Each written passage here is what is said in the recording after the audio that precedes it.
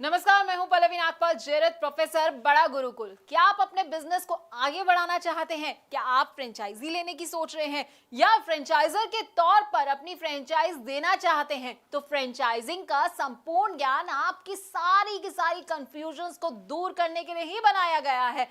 इस कोर्स में हम आपको बताएंगे कि फ्रेंचाइजिंग का मतलब क्या होता है। फ्रेंचाइजी, फ्रेंचाइजर, फ्रेंचाइज, ये सारे ना बड़े अलग अलग तरह के शब्द हैं, लेकिन सुनने में एक जैसे लगते हैं। तो इनमें अंतर क्या है, इनमें स्कोप क्या रहेगा आपके लिए और इनकी क्या क्या इंपॉर्टेंस है, ये हम आपको इस कोर्स में बड़े अच्छे से समझाने वाले हैं। इसके साथ ही हम आपको ये भी समझाएंगे कि बिजनेस और फ्रेंचाइजिंग में आखिरकार क्या अंतर होता है, फ्रेंचाइज और एजेंसी क्या होती है, एजेंट और फ्रेंचाइजी इसमें क्या डिफरेंस होता है, इसको भी कवर करेंगे।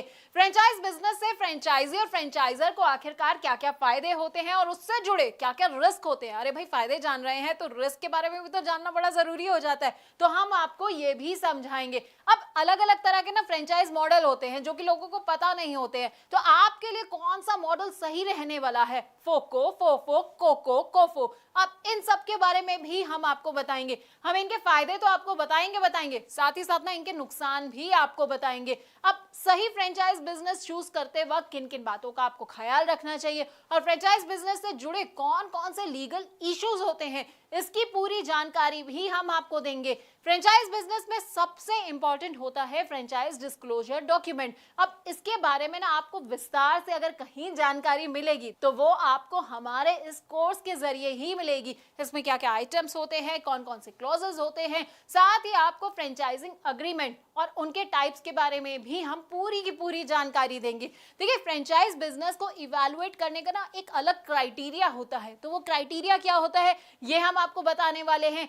इसके अलावा ट्रेनिंग कैसे दी जाती है अपने फ्रेंचाइजी को, तो हम आपको वो भी बताएंगे। डेवलपमेंट ऑफ एसओपी की भी आपको हर डिटेल के बारे में हम आपको अच्छी तरह से समझाने वाले हैं। अब फ्रेंचाइजी और फ्रेंचाइजर के ना फेलियर के भी कई कारण होते हैं। अब देखिए, आपने बिजनेस तो ले लिया, फ्रेंचाइजी आप बन गए हैं, लेकिन आपको समझ नहीं आया कि भाई मैं फेल कहाँ हो गया। तो फेलियर क्यों हो सकता है, किस किस वजह से हो सकता है, क्या क्या कारण हो सकते हैं फेलियर के, ये भी हम आपको समझाएंगे। तो 20 वीडियोस के अंदर ना आपको हम फ्रेंचाइजी फ्रेंचाइजर से जुड़ी हर बात को बताने वाले हैं।